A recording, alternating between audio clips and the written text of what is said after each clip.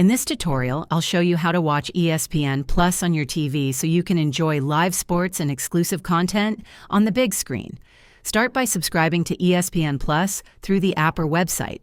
Next, ensure your TV is compatible with streaming devices like Roku, Amazon Fire Stick, Apple TV, or gaming consoles. Install the ESPN app from the respective app store for your device. Open the app and log in with your ESPN Plus account credentials. If your smart TV has the ESPN app pre-installed, simply open it and sign in. Alternatively, use screen mirroring or casting from your smartphone or tablet to your TV if casting-enabled devices like Chromecast are available.